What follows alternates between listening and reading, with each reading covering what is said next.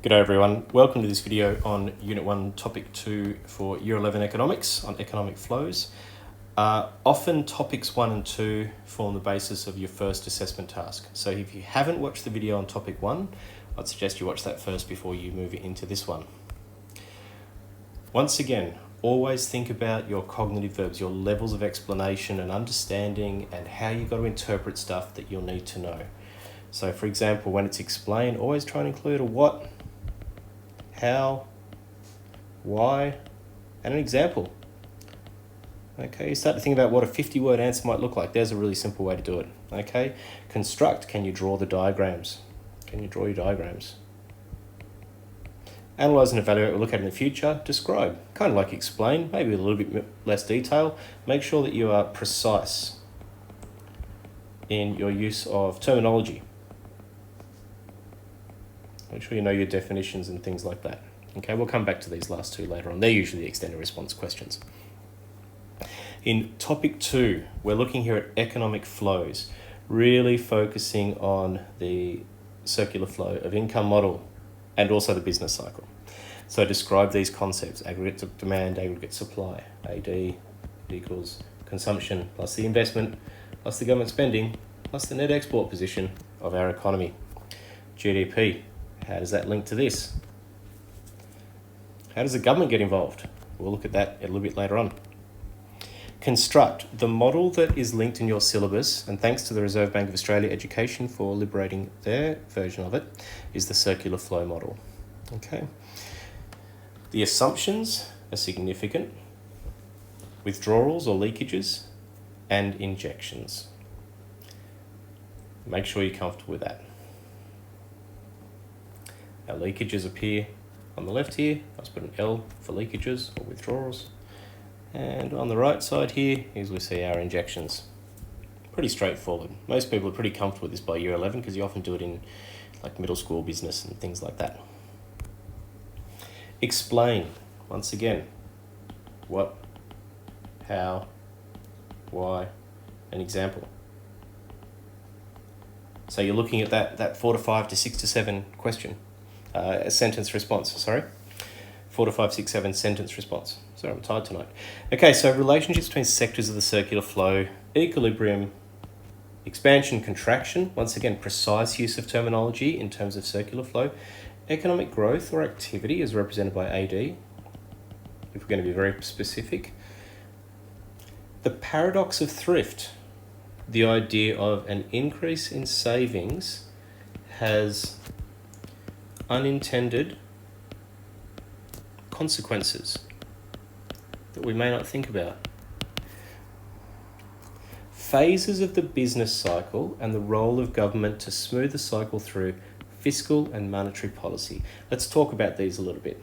Once again, we know that in a business cycle, we've got here GDP or output. I don't mind output, a classic way to look at it, over time. And that we know that economies have ups, peaks, contractions, troughs, expansions, peaks, contractions, troughs, thusly. We also know that fundamentally there's kind of a dotted line that sits underneath it, and that dotted line there is economic growth. The ups and the downs is the changes in the ups and the downs. The squiggly line kind of equals economic activity within a cycle. The squiggly line is the cycle. And so when we sort of look at that squiggly line there as an exemplar, sorry, I just lost some of my text there. Economic growth and economic activity is the squiggly line. That's a better squiggly line. We think about that, the straight line being economic growth, the dotted line economic growth and economic activity. We can link that through to our production possibilities curve, where, for example, at any point when supply is kind of fixed, aggregate supply is kind of fixed, our economy at certain times will be utilising all the resources available and working at full capacity, like when we have super low unemployment, and we'll be sitting here on the curve. There's certain times though that will, and that would probably be sort of, we might call that, let's call that a peak, for instance. just to make it simple, call that point A.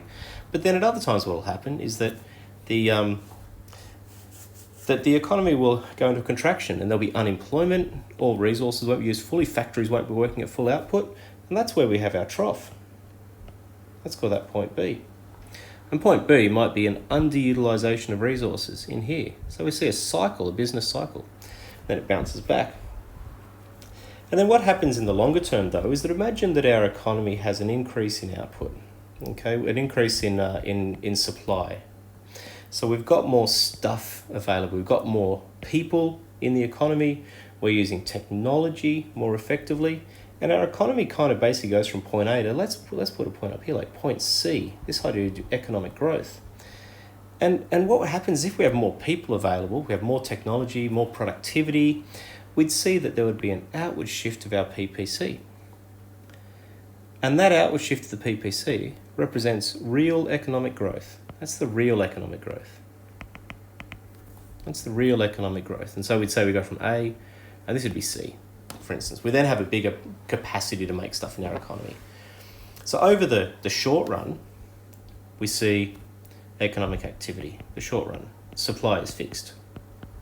Let's say supply is fairly fixed. In the long run, we see economic growth.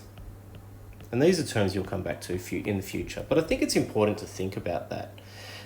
This idea that we have this ups and downs in our economic activity. We don't have more people available. Like we sort of have different levels of unemployment at different times. But we do see also this long run economic growth. And that's what, when we look at economics, we think about this AD formula here. We are kind of thinking about the short run. We are thinking about the short run economic activity.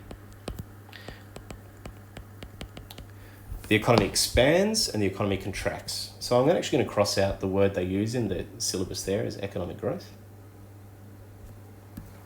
because I want to think about this in terms more of the short run. I think that's probably a better way to look at it. Okay, the long run, the outward shift of the PPC tends to happen from A to C, tends to happen with an increase in supply of factors of production. More people, more capital, more investment maybe. Investment's good. Investment's good in the AD formula, leads to more economic activity. That's our explain. Analyse and evaluate. Check the previous video for the notes on this. Okay. Now, the phases of the business cycle comes up here in this analyse and evaluate. I'm not going to talk about the critical steps for this. And it talks about changes in the syllabus. The big ideas here around fiscal policy, and monetary policy. Here we have taxation and government spending to influence level of AD in the economy. Monetary policy, use of the cash rate to influence saving, but mostly borrowing. Saving and borrowing by our stakeholders, households and firms, even government, but households and firms. And it usually influences here. We're influencing here, especially in the AD, especially is around the consumption and the investment. Okay. Now, understand, and in fiscal policy, AD to influence consumption, and probably the G is the way to look at it there, government spending. So, for instance, if we give people welfare payments, welfare transfer payments, that actually shows up as consumption. We give them money. If the government goes and builds things like submarines or builds new buildings at schools or anything like that, that government expenditure results in a capital asset, okay, and that comes up directly under the G function. So here, the C is the transfer payments to households, and the G is when the government buys something, okay, it could buy a building from a construction company or buys new cars for its politicians to drive around in. Remember that both fiscal policy and monetary policy are always in action. We don't turn them on and off, but we change the settings on them. So make sure that you're clear on the expansionary settings, the contractionary settings, loose monetary policy, tight monetary policy when we're aiming to achieve a budget surplus versus a deficit. Under which stages of the business cycle would you expect to see those things happen? Now, this is a very general overview video. You'll have to now spend your time going back through all the notes that you've worked on with your teacher and the activities you've completed. And hopefully it will get you a little bit more aware of the scope of the stuff that's been covered across the term. All right, good luck with your upcoming exams, everyone. See you next time. Bye.